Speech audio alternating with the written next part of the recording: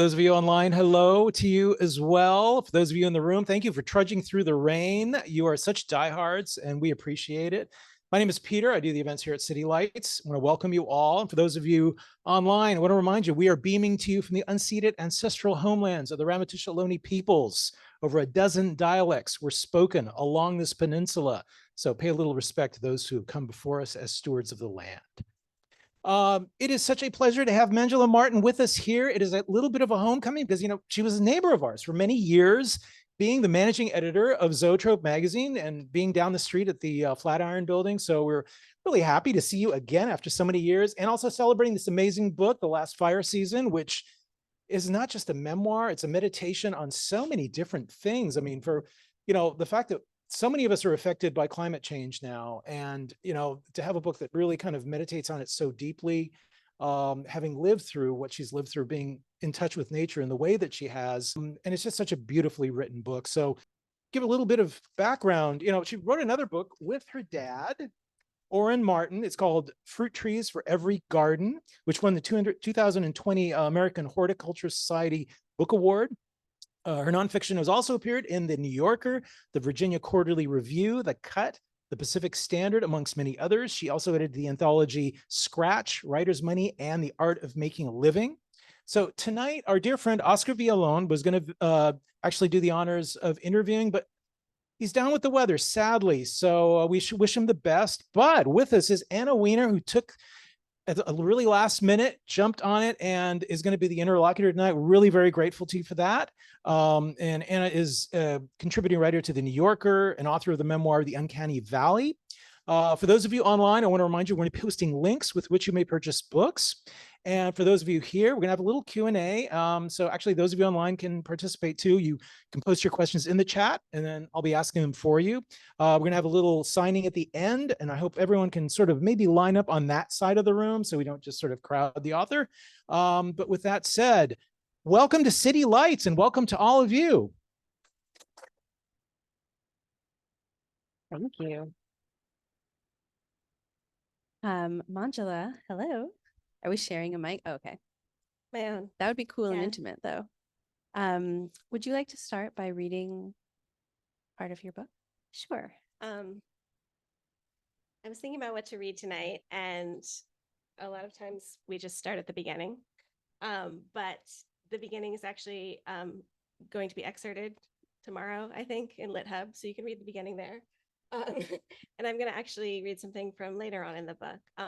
The way the book is structured is it follows the events of the fire season of 2020, which here was August, September, October, and November. So it's split into 4 sections. And I sort of use the events of those times as like a jumping off point to learn more about fire and the history of the land and other fun things like that. And so this passage comes, I think, in the last section of the book. And it's what's called a future memory, which are these little sections of the books that are things that happened after 2020. And it's a scene where I'm observing a prescribed fire up in Sonoma County. I think that's all you need to know. There's going to be some tricky like page turning with the microphone. So.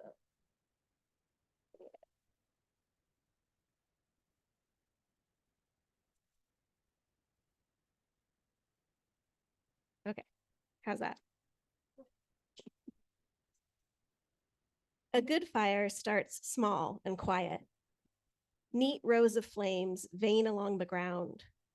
When the fire collides with ideal conditions, it blooms, bigger and deeper. Within a few minutes, I see flames combust small bushes on the ground and ascend toward lower branches of oak trees. The fire grows taller, as high as my waist, then higher. White smoke blows evenly. There is a perfect slow wind above our heads. On the burning hillside, the air moves up and the wind moves down, and their collision creates vortices of oak leaves, mini fire tornadoes that gather everything from the forest floor and heft it alight. It is easy to see how such a vortex might grow bigger, might plow across rivers and highways, or swell upward into a cloud that creates its own weather. I am still afraid of fire, but I'm also increasingly curious. As the fire grows, I try to use my senses to experience it without imposing any narrative or moral value on what I'm seeing. Sight and sensation. Fuel, air, heat, and the ripples of those elemental reactions. Sound. Fire is loud. I can hear a bright, unsteady crackling sound coming from deeper in the oaks. Smell. Smoke. My body reacts habitually by recoiling. I push it to keep feeling. There is a faint warmth emanating from the forest. Birds circle overhead. In the meadow bordering the oaks, voles scamper from one hole to another. Outside the tree line, a pair of towhees chirps and scrapes at the ground, presumably looking for bugs fleeing the fire. On the hill above vineyards and corralled oaks, eagles swoop. Swallows scatter. A junco hops around erratically in the grass near a burned patch. Displacement behavior. Now the fire grows bigger. It burns into the interior of the acreage where I can't fully see. On the perimeter where I am, it spreads slowly along the roadside. Occasionally, flames orbit themselves in a spiral on the ground, combusting duff and dried leaves. I observe, alarmed at the speed with which fire overtakes a bay laurel, and the oily tree combusts rapidly. A verdant blowtorch, sudden excitement. The madrones too burn hot, but only the foliage. The trunks stay naked and alive. The fire plows through ground litter, and when there's nothing but dirt left on the ground, it burns upward. A few times flames rise into the branches of a larger oak. When this happens, the lower tiers of branches burgeon into flame with alarming speed. They burn, but then they go out. The canopy doesn't catch. I don't know why. Fire adapted, the fire intern says. It seems like alchemy to me. Observing the fire, I am mesmerized, as anyone who's ever spent hours around a campfire has been. But this is far more exciting than an evening by the fireplace. The fire is dynamic, it's on the move, and the people are moving with it, tending it, following it, understanding it. There's something about this fire that feels so familiar to me. Not because of the wildfires, it's more like an early memory of other instinctive interactions. One thing I hadn't expected, fire is exuberant, it's joyous, it dances. I can see why people joke that all firefighters are secret pyros. It's so much fun.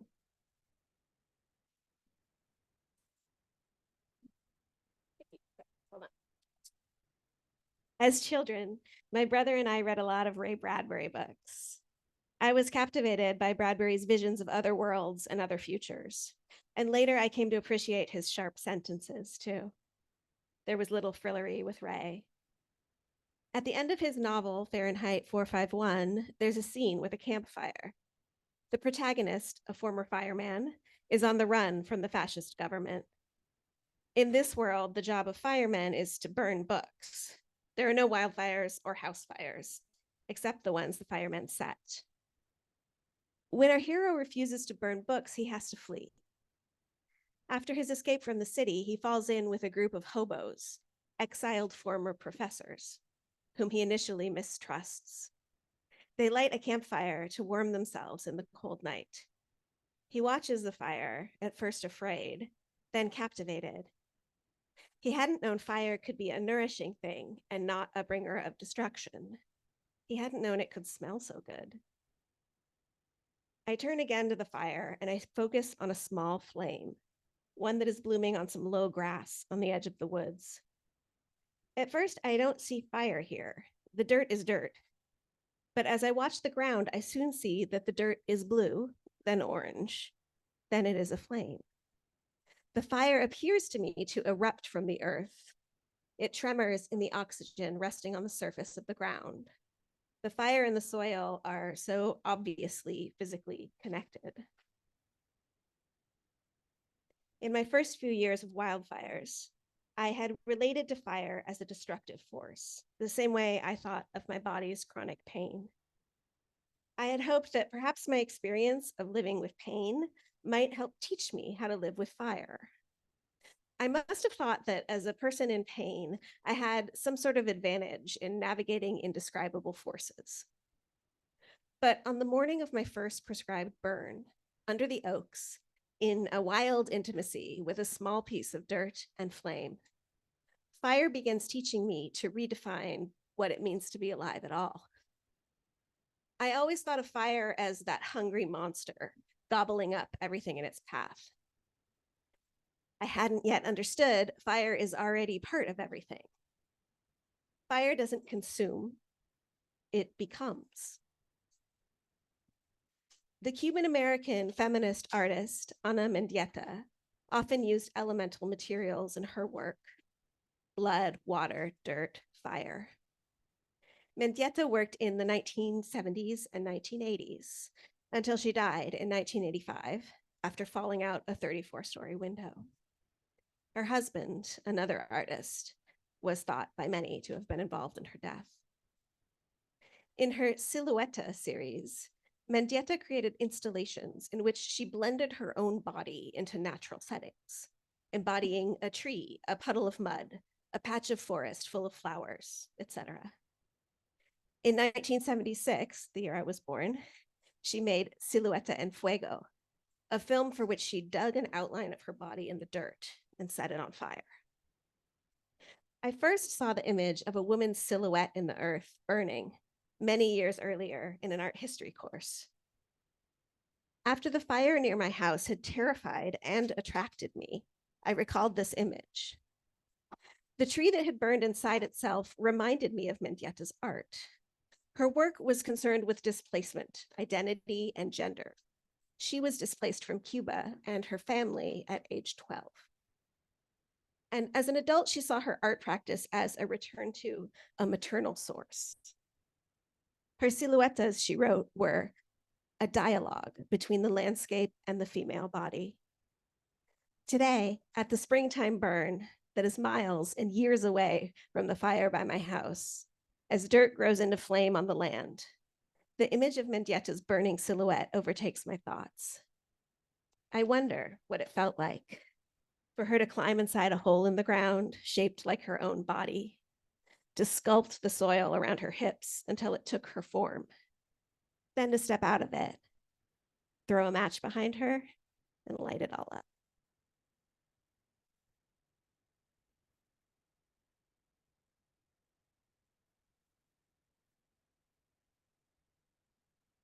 Before we jump in, if anyone needs a seat, there are maybe 5 up here and a couple off to the side. More comfortable than the stairs. Great. Thanks, Dan.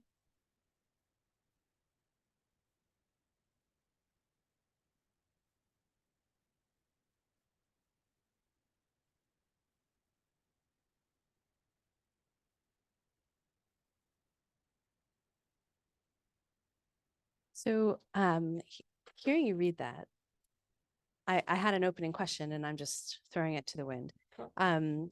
Really made me think about the sort of hyper-specificity of the writing in this book, which is beautiful, and the sort of quality of attention that you bring to something that I think for a lot of people is incredibly abstract, as many frightening things are, or easy to speak about in abstractions or in without sort of understanding the sound of fire. People, that's not ever part of the New York Times article that comes out 6 days after a fire about the fire. When you're burning, all of it. And I'm just wondering how you thought about, bringing that type of attention to something that can feel kind of overwhelming. And I mean that not just fire itself, but the history, the reporting that you do for this book, the sources that you pull in, the sort of context that you give it, and how you chose your sources or how you chose your influences in thinking about the way you wanted to tell this story. Ooh, that's a good question. I mean, for me, like, the act of attention is like what writing is. It's what literature is. I think that's something that I experienced in my life, work, and in the book, mostly in gardening. Like gardening was the place where I sort of figured out that it's all about paying attention. And as you said, it's a sort of like, I actually think that like paying that kind of intense attention, like for example, like in the passage where I'm using my senses to think about fire instead of like my fear in my brain, it makes it less overwhelming. Like that's actually how, for me, I make things less overwhelming, is to sort of actually try and just see them as what they are. I mean, something I say a lot when talking about this book, but I think is really true, is like, for example, like I play a lot with metaphors in the book, and that's one of the ways I sort of question these types of attention and also cliches. And part of the process of writing this was like understanding that the natural world is a font of metaphor and meaning.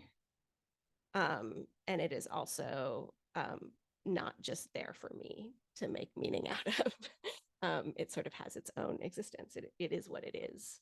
And so that is something that I am sort of trying to bring by paying that very specific attention to.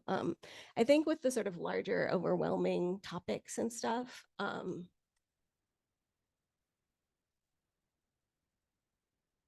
I tried in the book to actually limit the amount of sources I used. Like it wasn't like, I'm quoting this guy, I'm quoting that guy. I looked at this study, I looked at that study. I did a lot of that reading, but I intentionally left it off the page because I think that there's like, I think there are a lot of different ways of having expertise, and academic knowledge is one of them. But something that is definitely one of the themes of this book is that there are a lot of other ways. Right. And it's not written in an academic mode. I mean, I think it's clear, it's clear that you've done your research, but it's not citation heavy. But I still think that like, even pulling in artistic references or works of art, or I don't know, there's like a very beautiful short chapter about memory and objects in your home. And in a sense that gives like a more personal kind of musical history. But I think there's records. Yeah, sorry, I wasn't trying to be coy. Just disorganized. But yeah, I mean, I think that the frameworks that you're giving to the topic are specific and cultural, maybe more cultural than academic, even if you've done the academic reading. Absolutely, yeah. And part of it is that's just sort of how I work. I'm more drawn to culture than I am to academia. But I also think that's one of the pleasures of memoir, is that you get to do that. You can kind of choose, you don't have to prove anything. And I think a lot of the stuff that's in the book, especially those cultural things that I'm talking about, is actually stuff that I was reading or listening to or thinking about as I was experiencing the events of the book. So for me, that was like a good guideline. It's like, let's try and actually, when it actually started, I actually wanted to only limit it to like what I was reading when this stuff happened. That didn't pan out, but that was kind of the goal. You mentioned your garden a few minutes ago, and I wanted to ask you about that. Because in the book, the garden sort of functions as, the garden is its own thing. It's a real thing. It's a place you spend a lot of time and a lot of care and a lot of attention. But it also functions in the book as a sort of portal to these larger conversations or questions or confrontations with climate change. And I guess I'm curious how that very personal form of, engagement with nature, how it shaped your thoughts and your writing on climate change, especially when gardening sort of, also pulls into question, colonialism and domestication and, questions about time and land and ownership and working on things that may ideally outlive you. And I don't mean that in an immediate sense. I mean, the fruit trees that you planted when you moved to your current home, ideally will blossom for, centuries. A century. I mean, some live longer, but that's Yeah. So anyway, sorry. All of which is to say, I'm curious how the very small domestic space of the private garden informed your thinking on these larger issues of climate change and sort of ecological, not collapse, but shifts. Yeah, I mean, well, I mean, speaking of attention, like as anyone who sort of actually has a garden or works with plants or animals, like knows, like it's just very evident that things are changing once you are actually engaging at that like level. And so that's part of it, you know. I think in the way the garden functions in the book, it's a rich you know, a rich ground for analogy and metaphor.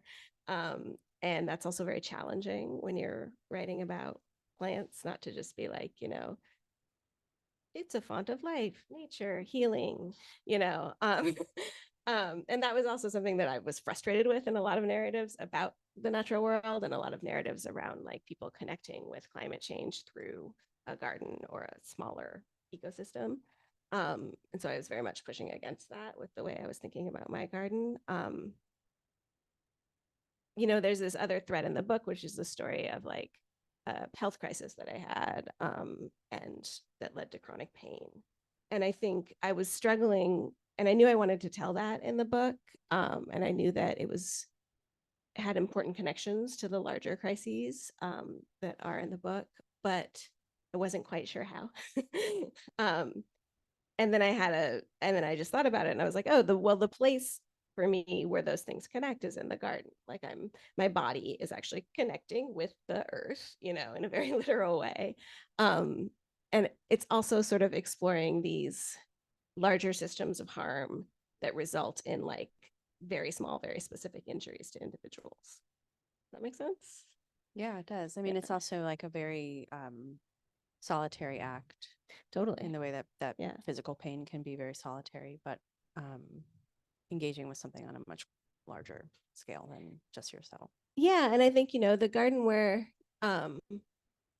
was also for me a way of like coming into a more direct relationship with the land that I live on, which, you know, is a place that where colonialism happened pretty recently in the late 1800s. And so for me, that was also like an important part of that, as you said, like having a garden is sort of a wonderful microcosm for these larger like climate ideas and experiences in a way, but having a garden is also very much like a certain kind of privilege, and it's a certain kind of manipulation of the landscape.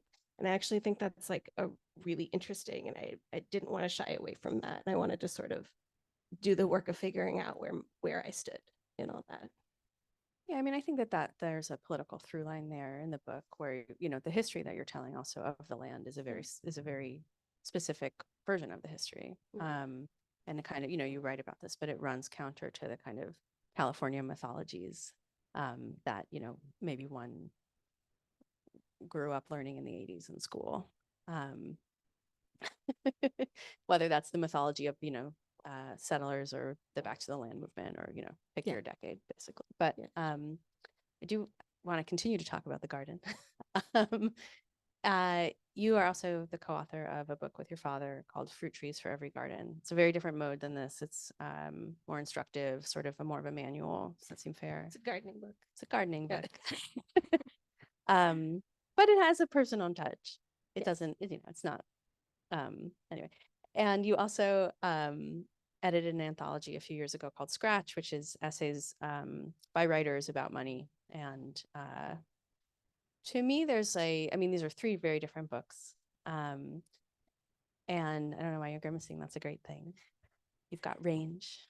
I've been told it's not good to have your book in every different section of the bookstore. I don't know if that's true. No, I think that's great. That's called sort of a saturation goal for me, actually. You'll be doing a cookbook next. I want. And I'm curious how you think about the sort of, you know, what do these three books have in common other than the fact that you worked on them? Because to me, there's like a political consciousness that is common to all three. And It especially comes out in this book, which makes sense. It's the most, it's in your voice the most, you know. I think the other two, you've had a strong hand. The but, others were collaborations. yeah, I'm just wondering how you might describe that, or if that was something you were thinking about while you were working on it. I mean, absolutely. Like, I have politics and I'm very plainly spoken about them, as anyone who knows me knows. But like, it's interesting you asked that. I haven't actually tried to connect those three books. Like, it makes sense that the garden book and this book are kind of a pair. The anthology about like how writers make a living kind of feels like, but it's actually not. It actually, I think, does go, you know, there's in the scratchbook, the essay that I have in the book, or maybe it's in the intro, talks about how like when I was a kid, I used to work at my grandparents' like retail store.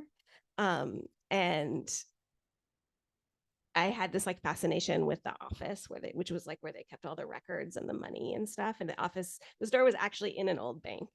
And so the office was the vault of the bank and like had the big 3-foot door and all that stuff, which they kept open. People from Santa Cruz know what I'm talking about.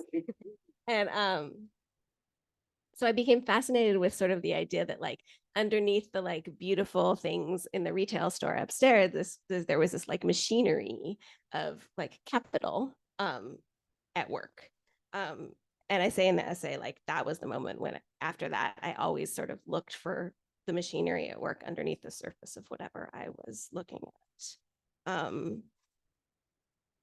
And I think like, so between that and this book, obviously, like, you know, I say like literally capital has a lot to do with climate change, you know. The burning of fossil fuels for the purpose of capitalism is pretty much what got us here. So those things connect, but I also think it's like a larger curiosity about, I guess, like systems and how things work. Yeah, I mean, I think also it's hard to remember that when Scratch came out, I mean, it emerged from a project you were doing online. Yeah. That was at the time like kind of a radical thing to do. I mean, I think conversation about how people make a living and doing creative work has really shifted since then. These are not unrelated facts, but you know, I think that I don't know, there was that was like an action of a sort that I just think was kind of an interesting intervention in that discourse. And so I feel like, yeah. So I don't know. No, that makes sense. Yeah. I was think curious that's how you thought true. about it. Maybe it's a little abstract. The project rose out of a blog that I created called Who Pays Writers, which was like a project in salary transparency for freelance writers. So people would write in and tell me how much money they made working for a certain publication, and I would post it on the internet anonymously. It was sort of a way for freelancers to share that information, which was really hard to come by. And you know, I think labor is like a thing that does connect all those books, and sort of like, you know, in the gardening book, there's obviously like the labor of gardening, but it's also about, you know, that slow, careful, like attention to the land and that kind of labor. And then I think, you know, one of the things we talk about a lot with fire is like, there's some scenes in this book where I talk with like people who actually work the land, you know, farm workers, indigenous fire practitioners, people like that. And I think that idea of sort of like having a direct relationship with land in a way that some people may not recognize as expertise, but actually is expertise, is very important to me in this book. So yeah, I guess go workers.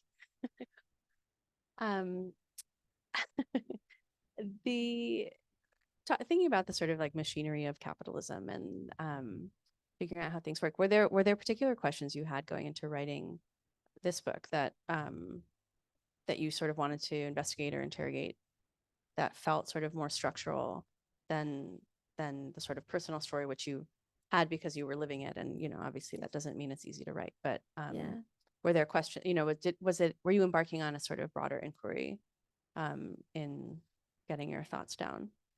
Oh, very much. I mean, and you can kind of see me in the book learning in that way, you know, throughout the course of the main narrative. I mean, I think I was living these experiences. I have experienced effects of wildfires the way probably everyone in this room has, in different ways. And I was really trying to figure out sort of, I guess the narratives that I see about fire and other sort of extreme weather related disasters tend to sort of, we were just talking about this before the show with my editor. It's here somewhere. Hi, Denise. Denise edited this book, by the way. And she happens to be here in town from New York. So that's great. The narrative around climate change especially seems to be like, either it's like, you're a fire survivor and your house burns down and you're running from the flames barefoot, and then you triumph later by rebuilding or something. Like, it's this sort of very sort of disaster narrative, or it's like the sort of hard journalistic investigative narrative about like, it's like a TikTok, not the video, like the journalism form, which is basically a timeline of like the events that happened that led up to the fire. And then like, so-and-so was across town doing this, so-and-so was doing this, and the firefighters were doing this, and those are all like really interesting and good narratives. And there are a lot of them. And to me, it kind of felt like they're the only ones. And I was really not connecting with them personally, and looking for a way to sort of understand more deeply how these events fit into the larger picture for myself. I'm sorry I asked you that crazy question about the through line through all three books that are in different sections of the bookstore. Just want to apologize for that. That was a crazy thing to do. That was like a bar question, not a reading question. But we'll shelve that. No, we want this to feel like a bar. We want this to feel like we a were bar? talking before the event that the world is very stressful and everyone is very overwhelmed, and we were saying that we want this to feel more like a party than a talk. Yeah. Exactly. We were in Vesuvio before this. And did it look like we were having a party? No, it looked like we were talking about Palestine. Which we were. I was going to ask, building on what you were just saying, about these narratives, which are very news driven. I mean, these are breaking sort news. of journalistic forms, which are really valuable. And I think in part because this feels like this is an issue with a sense of immediacy. It's really hard to write a story. First of all, it's really hard to write a story about climate change. That people narrative. will read in a newsy way. That doesn't do that. And I think in part because it's just hard to say this will be happening for the rest of your life and it's going to get worse. And the tools that people have are inadequate right now. Totally. This is a great party. But there's a section in the book where you talk about why it's hard for climate change to be the topic of cultural artifacts, which I thought was super interesting. I'm forgetting the name of the writer that you cite or quote. Amitav Ghosh? Yes. Yeah. And it's a really, I don't know, I'm curious about that observation, and I'm curious about the sort of why you decided to include it, because of course you have produced a cultural artifact about climate change and it's beautiful and it's a pleasure to read. But I'm wondering if you feel like is this a topic that resists? I mean, you're a novelist as well. You write fiction. Yeah. Is there something about this that resists fictionalization? Does it feel a little too rangy for like the kind of literary forms that we're used to reading and writing? Did it feel like something you needed to wrestle into a format? How did you think about that, and why would that be the case, or how do you read that? I mean, when I started this project, I was actually working on a novel, and I had finished a draft of it and signed with my agent based on that novel. And the novel was sort of an allegory for climate change. It was about an earthquake in a Northern California coastal town, and somewhat autobiographical, I guess. And I was talking to my agent. She was like, what else are you working on? And I was like, well, I think I might want to write an essay about fire season. I don't know. And she was like, could be a book? And I was like, absolutely, yes, I can see it right now. Yes. And I was bummed because I was writing a novel. But I do think that there is something about, like, I don't know, I think memoir and I think first person narrative was the right way to treat this topic. I think if I had put it in a novel, it wouldn't have been very good. And I don't know why that is. I mean, the thing you're citing is Amitav Ghosh is a novelist who wrote this. It was a speech, and then it turned into a book called The Great Derangement, which some of you may have read. And this was I think 2016 it came out, in which he sort of said, like, it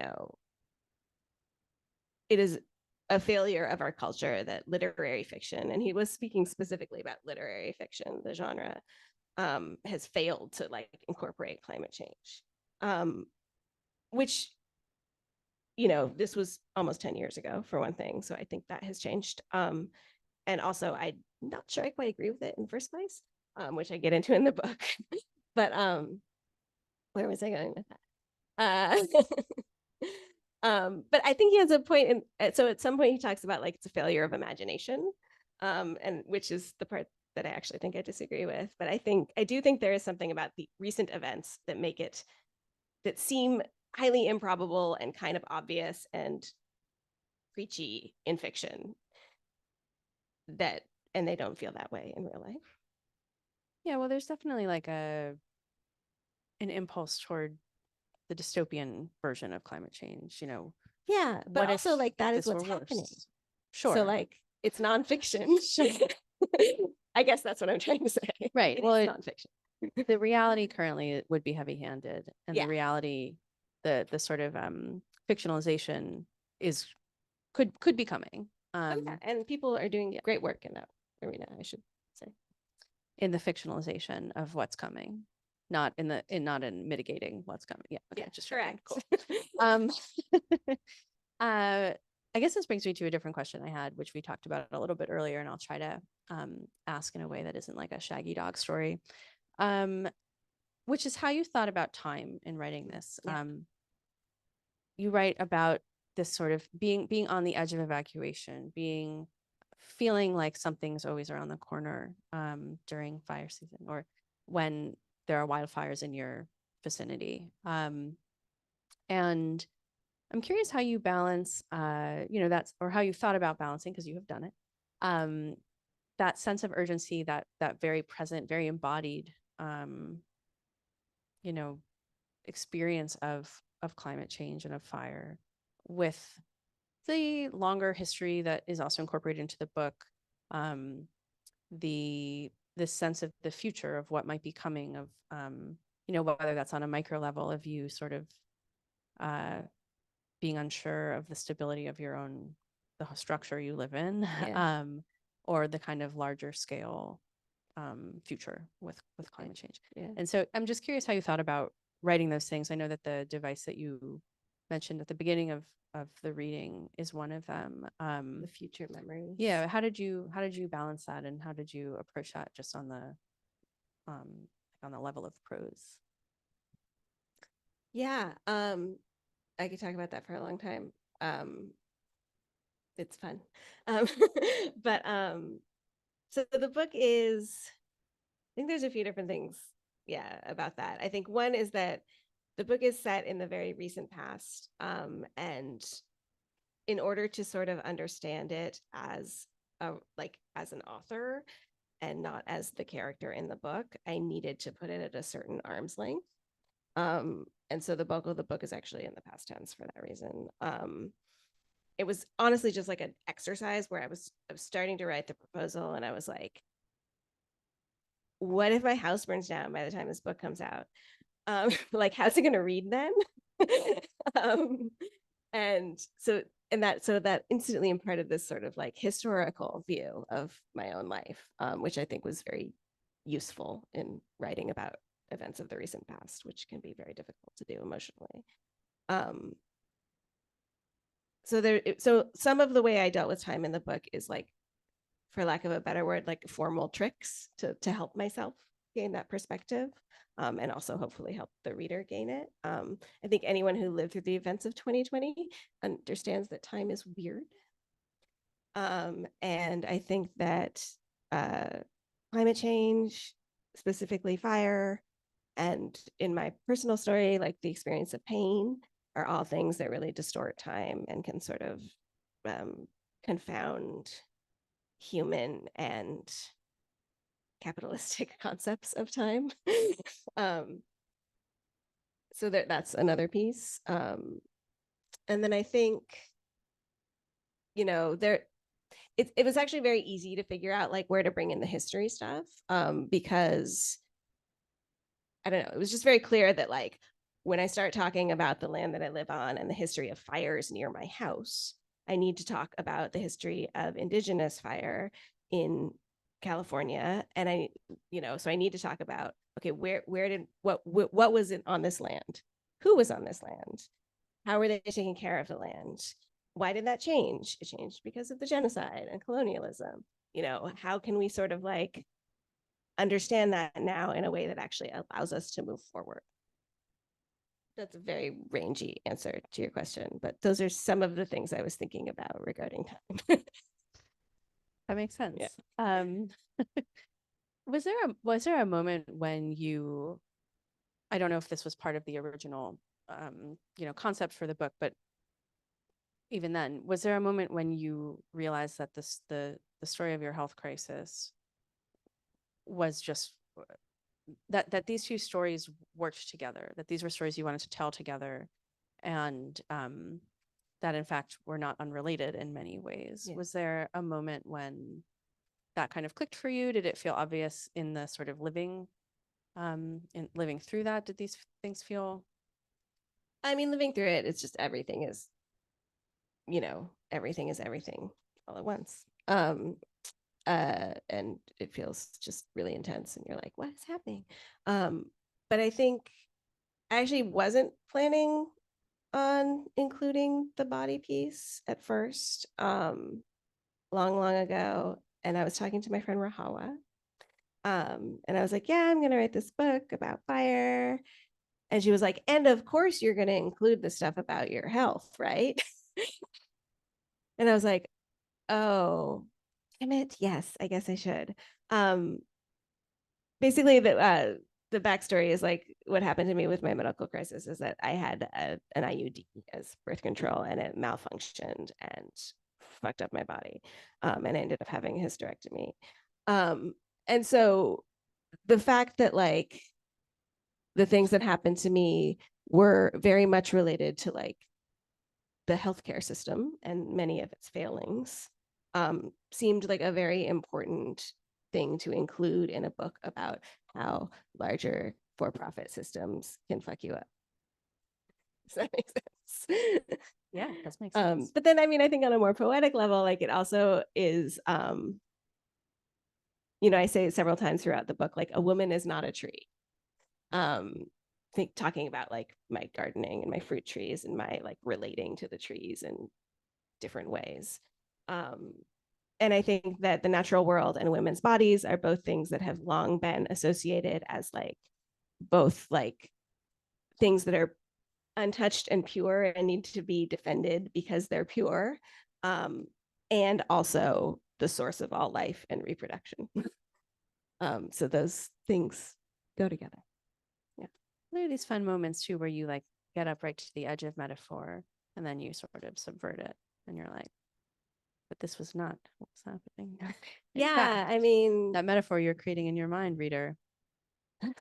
It's so easy, right, to make metaphors from nature and like metaphors from like talking about women's reproductive health too. Like it's too easy. But it also, cliches are cliches for a reason. Usually they start out really true. So I play with that a lot in the book, and I kind of take myself to task when I'm defaulting to these sort of like,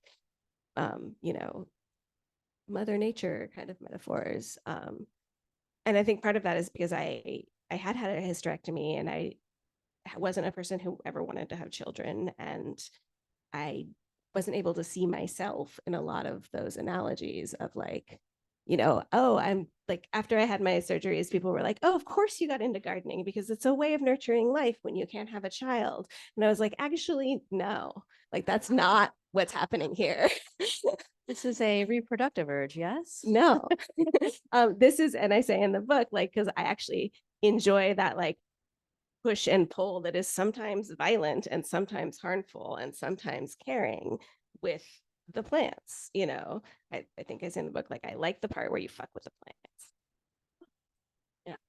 Do you think that the health experience is one you would have written about without the sort of broader context or framework of the climate crisis? I had tried to write about it a lot and failed. I have a whole little, I keep my projects, my drafts in like little old vintage suitcases. So I have a whole suitcase of uterus, and including like my medical records and all that stuff. And which I, you know, went to for the book, which was great because I already had all the research. But yeah, I think at one point I was trying to write about it and my therapist said, you need to stop writing about this because you are re-traumatizing yourself. Take a break. So it was almost just a matter of like letting a little bit of time pass. Yeah. I have so many questions about your therapist. She was a Buddhist. Okay, that doesn't answer any of them. But we could, I mean, we could talk about therapists if you guys want, but I'll hold off. You know, if I'm starting to feel at a loss, I will ask you about your therapist. I wanted to ask about the reporting that you do in this book, which is maybe when we talked about it earlier, you said, I think you said there's reporting, but it's not journalism. Is that the distinction that you're making? That's how I think of it. Yeah. And I'm curious about how you chose the people that you want to talk to, if they were people that in your orbit already, how you sort of sought out the voices you did want to include, because as you were saying earlier, certain forms of expertise didn't interest you, but the people you talk to all have, you know, are very legitimate in their fields and total experts. Sort of, you have a few kind of like ride-alongs that are informative and instructive, and yeah, I'm just curious how you sort of figured out whose voices to include in the book. You know, a lot of it was sort of people who are already either in my orbit or in, you know, the orbit of people who are in my orbit. You know, for example, there's a scene where I go into Big Basin, the redwood park down the coast, after it's been burned, and it burned very severely in the fire. And the park wasn't open yet when I got to go there. And the ranger who takes me around, who's this wonderful woman named Joanne Kerbavitz, who does like all the front facing ranger stuff for the state parks at Big Basin. And it's just like a cynical, brilliant genius. She was someone who like, I mean, I asked my stepmom, who is a nature person, like if she knew anyone who worked at Big Basin, and she was like, no, but my friend Erica does, and Erica used to be a ranger, and like, you know, like, so it was very much like chains of personal connections that connected me to a lot of the people, including like there's a ride along where I go to Lake County with an organization named TERRA, which stands for, what does it stand for? Thank you. Tribal Eco Restoration Alliance, which is a group that does land stewardship and cultural burning. And it's a native-led group that's based in the Robinson Rancheria out in Lake County. And, you know, the reason why I got to go there that day was because my partner, who is an organizer, was working with some farm workers in Sonoma County who are on the front lines of climate change, experiencing the impacts of wildfire, like at work, mostly during the grape harvest, which occurs during our fire season, the wine grape harvest. And so some of this group, these worker organizers, many of whom are indigenous folks from Mexico, were going to sort of have an exchange of knowledge with these indigenous Americans who work on fire and the land. And I got to ride along because I knew Max, who knew them, you know. So in some ways, it's kind of like, it's similar to how I was trying to sort of really keep it in the memoir range in terms of like things that I naturally encounter in my life, because it is very naturally like I learned a lot writing this book. And I wanted you all to see that too, you know. No, it feels appropriate to the Yeah, form. yeah. And that seems right. There are some people I randomly cold called, all of whom were lovely. Reading the section on Big Basin was really interesting to me because I also visited after the fire to do a radio piece, and I had done all of this research on the area Didn't know and the this. trees, because I got there and it was like everything I had ever learned just evaporated. I was speechless, and for a radio piece. Yeah. And so the entire the like final cut, bless the editors, it's just me being like, oh my God, this is the most horrifying thing I've ever seen. This is so awful. And the ranger, it was a different ranger, being like, well, actually, like that's what a tree is supposed to do, and that's a natural reaction, and this is a good thing. And me being like, I'm so scared. It was an unforgettable, horrifying to me experience. Even with the knowledge given to me on the spot by the ranger that all of what I was seeing was actually, it was going to be okay, and that, you know, my sort of fatalistic read of the situation was not quite right. You know, it was like still burning. There were parts, you know, it's like, for like a year or don't step two. over there, Yeah. because there's, you know, and but it felt like, you know, I was able to go because I was there with like a journalistic credential, and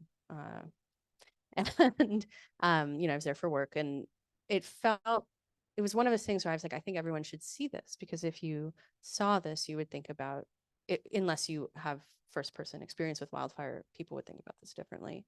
And the photographs don't really do it justice.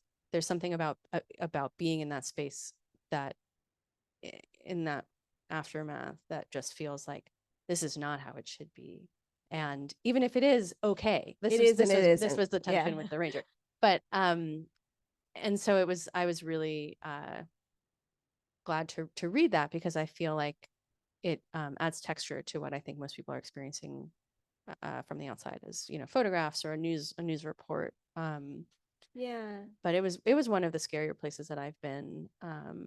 You found it to be scary. I found it to be like humbling, but not in the like, you know, humble, but really, really humbling, and maybe not scary, frightening, if that distinction makes sense. Like it felt like it was like, you know, it's the same feeling actually I feel when I'm like somewhere incredibly beautiful. I went to Polynesia once, and I just felt like I should not be here. Oh, absolutely. This should not be happening. Yeah. Like, this is none of my business. Mm-hmm. And I felt in Big Basin, I was kind of like, this shouldn't be anyone's business. Like, this shouldn't. Yeah. Anyway, I mean, the redwoods have that way I can't about talk them. about it. I don't know how to talk about it. Partially just because they're so damn old. But I think that experience for me, I don't think it was frightening visiting the burned forest. That the day I visited Big Basin, like, it was the first time I'd ever stood in a large forest that had been pretty much entirely burned, you know. And it was intense. And in some ways it was devastating. I have a lot of memories of Big Basin from when I was a child, and a lot of Californians do. It's a very popular park. And even the knowledge that like Big Basin hadn't burned in 100 years and it should have been burning, you know, in more healthy ways every 12 years, didn't really help me. I was like, this is really intense and devastating, and it's like decimating my childhood self. But also I think that one of the women who I was with, who used to be a ranger, not the cynical one, the other one, she said something, and I quote her in the book, which is like, she was like, people keep asking, like, when is it going to grow back? Like, when is it going to come back? You know, and there's a lot of fundraising being done around like, let's bring it back, right? And sort of that narrative of hope. But like, she was like, when is it going to be back to what? Like, to what you think a forest should look like? And I actually think a lot of our reactions to burn areas have to do with aesthetics in that way, where it's like, this is what I think a forest should look like. But that's not who the forest is right now, is what this woman says. And that was very powerful to me. I was like, that helped me a lot. I think that sort of ties in with the sort of like iconography of the American West, the like idealized version of nature, this, which I think you touch on at some certain points. Absolutely. Yeah. I mean, the idea that like, the idea that anything is wild in the first place, along with sort of, treating the natural world like it is empty of people, and treating the natural world, that goes hand in hand in many ways with extraction and extractive attitudes.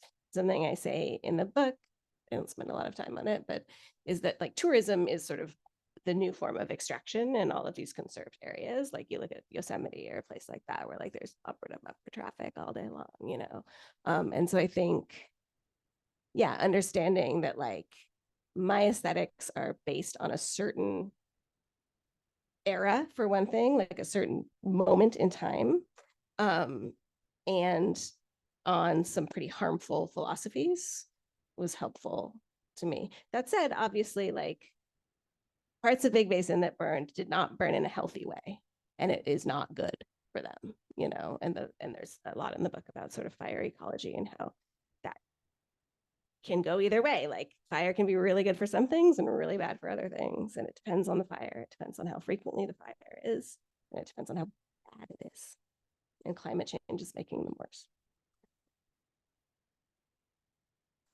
Oh, we should We've call just been it. yakking. I'm sorry. Yeah. I don't have a sense of time anymore. Does anyone have a question they'd like to ask?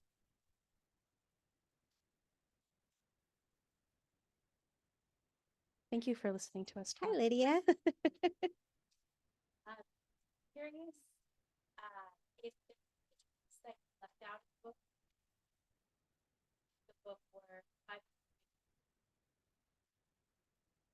Oh my God, please do not let the book be 500 pages.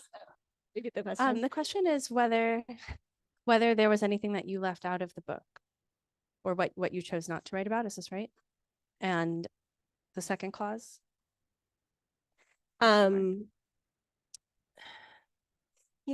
Weirdly, this book, I outlined it in the beginning and it stuck very well to the outline, which is unusual.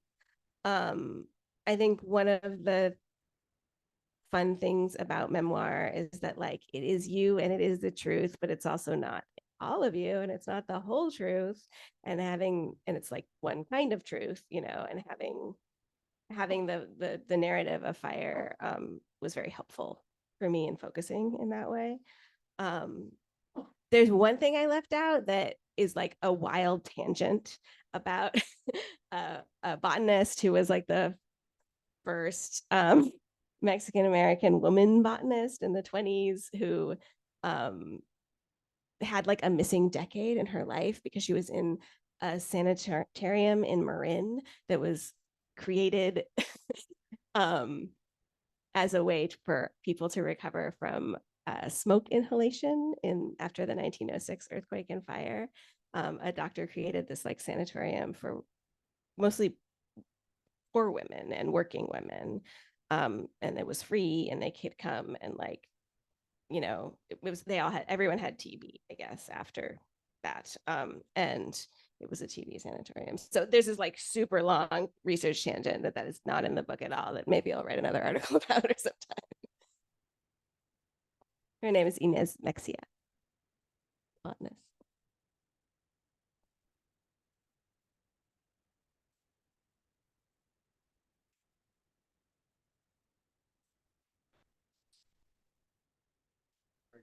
To kind of give fire personality when you were thinking about it, and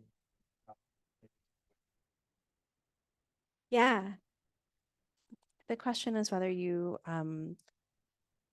were tempted to give fire a personality in the book, and whether you resisted that, or how you thought about that when in writing about it. So, yeah, it's very tempting, and I'm sure I did at some points give it a personality, but I think I wanted to be very careful with the way that I talked about and like embodied fire in the book, with the language especially, you know, the language that we use to describe fire, like the newspaper articles, is like, you know, it exploded and it raged, you know, and I was very much interested in other ways of describing fire. So actually throughout the book, I paid close attention to the verbs specifically that I was using to describe like how fire moves. And those verbs are generally sort of, in some passages, fire moves like water. In some passages, it moves like air. In some passages, it moves like a plant. And that was sort of my way of figuring out all the different personalities of fire, I guess, the different forms it can take. Does that make sense? Does anyone else have a question?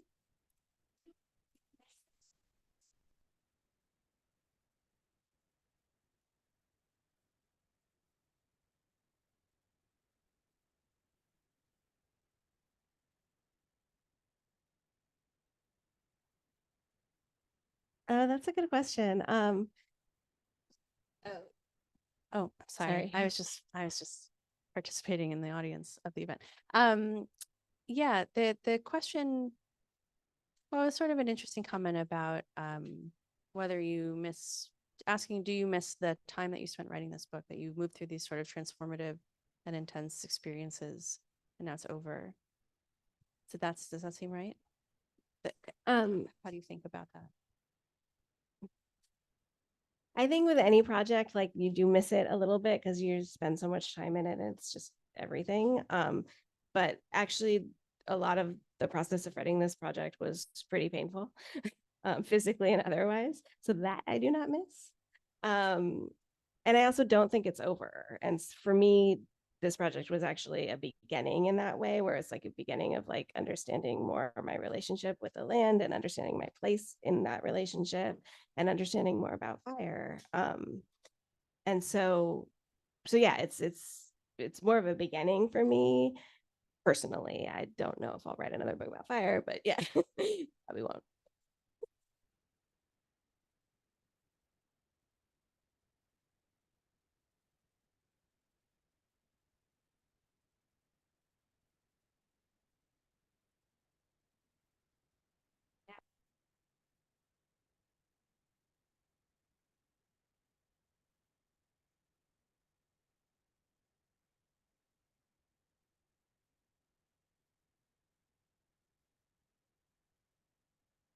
The question is, for those of us who have not spent the sort of dedicated time and research on this topic, do you have any advice or wisdom to share from your process of writing this book? Well, I don't know that that's necessarily true. I mean, I have spent a lot of dedicated time on this topic, researching and talking to people and stuff, but I feel like everyone is an expert in their own environment. And so I think part of the process of this book for me was really owning that. And I would encourage everyone to own that. I think, yeah, I'll just leave it at that. Does that Great. Well, I think unless if there are any other questions, maybe we can chat with Manjula in the signing line. Thank you all so much for coming. And Manjula, congratulations.